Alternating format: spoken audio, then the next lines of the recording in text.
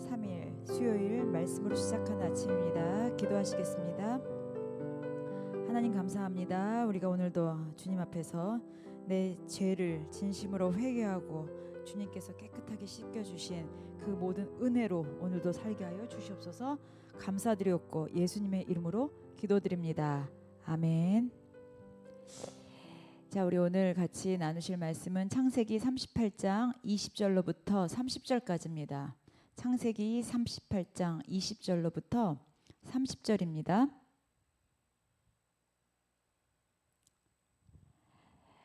유다가 그 친구 아둘람 사람의 손에 부탁하여 염소 새끼를 보내고 그 여인의 손에서 담보물을 찾으려 하였으나 그가 그 여인을 찾지 못한지라. 그가 그곳 사람에게 물어 이르되 길 곁 에나임에 있던 창녀가 어디 있느냐. 그들이 이르되 여기는 창녀가 없느니라. 그가 유다에게로 돌아와 이르되 내가 그를 찾지 못하였고 그곳 사람도 이르기를 거기에는 창녀가 없다 하더이다 하더라. 유다가 가로되 그로 그것을 가지고 두라. 우리가 부끄러움을 당할까 하노라. 내가 이 염소 새끼를 보냈으나 그대가 그를 찾지 못하였느니라. 석 달쯤 후에 어떤 사람이 유다에게 일러 말하되 내 며느리 다말이 행음하였고 그 행음함으로 말미암아 임신하였느니라. 유다가 이르되 그를 끌어내어 불사르라. 여인이 끌러 나갈 때 사람을 보내어 시아버지에게 이르되 이 물건 임자로 말미암아 임신하였나이다. 청하건대 보소서 이 도장과 이 극근과 지팡이가 누구의 것이니까 한지라. 유다가 그것을 알아보고 이르되 그는 나보다 옳도다. 내가 그를 내 아들 셀라에게 주지 아니하였음이로다 하고 다시는 그를 가까이 하지 아니하였더라. 해산할 때에 보니 쌍태라. 해산할 때에 손이 나오는지라. 산파가 이르되 이는 먼저 나온 자라 하고 홍색 실을 가져다가 그 손에 메었더니 그 손을 도로 들이며 그의 아우가 나오는지라. 산파가 이르되 내가 어찌하여 터뜨리고 나오느냐 하였으므로 그 이름을 베레스라 불렀고 그의 형 곧 손에 홍색 실 있는 자가 뒤에 나오니 그의 이름을 셀라라 불렀더라. 아멘. 오늘 제목은 죄를 인정할 때 그때가 은혜의 시작입니다. 다시 말해서 은혜는요, 회개로부터 시작이 되는 내용입니다.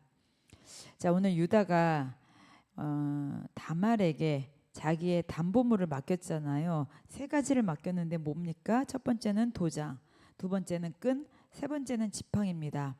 그래서 그 친구를 보내 이제 염소 새끼하고 교환하려 해도 다말을 찾지 못했습니다. 오늘 20절에서 23절까지인데요. 그런데 이제 얼마 있다가 다말이 임신했다는 소식을 듣게 되죠. 근데 다말이 누굽니까? 유다의 며느리입니다. 첫 아들하고 결혼해서 장남이 죽었을 때 둘째한테 줬는데 둘째도 어떻게 했어요? 죽잖아요. 그러니까는 막내 셀라를 살리기 위하여 다말을 친정으로 보내게 되는 거예요. 그리고 안 만나게 하려고. 그런데 다말은 이때나 저때나 기다리다가 이제 유다를 통해서 임신을 하게 되는 거죠. 자, 얼마 후에 이제 다말이 임신했다는 소식을 듣고 유다는 분노했습니다. 그리고 사람들한테 그녀를 불살르라고 명령을 하죠. 자기의 인주도 모르고. 자, 그러자 다말은 어떡합니까? 유다의 담보물을 내밀어서 내가 임신을 했는데 이 임신의 한 주체가 그 아버지가 유다인 것을 이야기합니다. 25절에요. 자, 그리고 담보물을 보게 되면서 유다는 바로 자신의 잘못을 인정합니다. 그리고 다말이 그 며느리가 자신보다 옳다고 고백을 하죠. 자, 다말은 쌍둥이를 출산하게 되죠. 첫째는 베레스, 둘째는 세라 이렇게 낳게 되는 것입니다. 오늘 내용은 그렇게 그 다말 유다를 통해서 쌍둥이를 낳는 이야기인데요. 자, 오늘 이 말씀을 가지고 한번 묵상을 해보겠는데요. 위선적인 태도를 한번 보면 유다는 자신의 죄를 숨기려고 했습니다. 그리고 자신의 죄는 숨기면서 다말 그 며느리의 죄는 드러나려고 했죠. 그러나 하나님께서는 어떻게 했습니까? 감추려 했던 죄가 드러나게 되었습니다. 자, 어떻게 보면 이 다말의 용기와 의로움이 있었습니다. 왜냐하면 이때 며느리가 그 임신을 밝힌다는 것은 큰 위험을 따르기 때문입니다. 다말은 그러나 이것이 너무나 중요했습니다. 왜냐하면 하나님의 약속의 계보를 잇는 믿음의 길을 가기 위해서 본인이 선택한 것입니다. 사람들은 며느리를 통해서 또 시아버지와 아이를 임신하는 것에 대해서 위험하다고 생각할 수 있겠지만 그 며느리는 용기를 내었던 것이죠. 자, 또 묵상할 것은요. 회개의 자리입니다. 유다는 자신의 잘못을 인정했습니다. 물론 자기의 담보물을 보고서 그때야 인정했지만 여튼 자신의 잘못을 인정했습니다. 그리고 다말이 다 옳다고 고백했습니다. 변화는요. 진정성 있는 변화는요. 내가 내 죄를 인정하는 데부터 시작됩니다. 여러분, 죄를 낳는다는 것이 거짓말을 하나 시작하게 되면 그 거짓말을 성취하기 위하여, 거짓말을 막게 하기 위하여 또 거짓말을 계속 낳는 거지만, 내가 그 죄, 거짓말을 또 아니면 어떤 죄를 인정하게 되면 그때부터 은혜가 시작인 것입니다. 이 가운데 하나님의 섭리가 있었어요. 자, 베레스. 자, 베레스는 다윗과 예수 그리스도의 계보로 이어지죠. 그러니까는 이제 다말이 쌍둥이를 낳는데 큰 아이가 이름이 뭐예요? 베레스예요. 자, 이 베레스가 다윗과 예수 그리스도의 계보로 이어집니다. 인간의 죄와 또 연약함 속에서도 하나님의 구속, 그 역사, 그 약속대로 성취의 길은 이루어졌습니다. 우리 오늘 이 말씀을 가지고 한번 적용해 보면은요, 우리는 다른 사람의 죄에서 또 남의 죄에 대해서 분명히 엄격합니다. 그러나 내 죄에 대해서는 우리가 관대할 때가 참 많이 있습니다.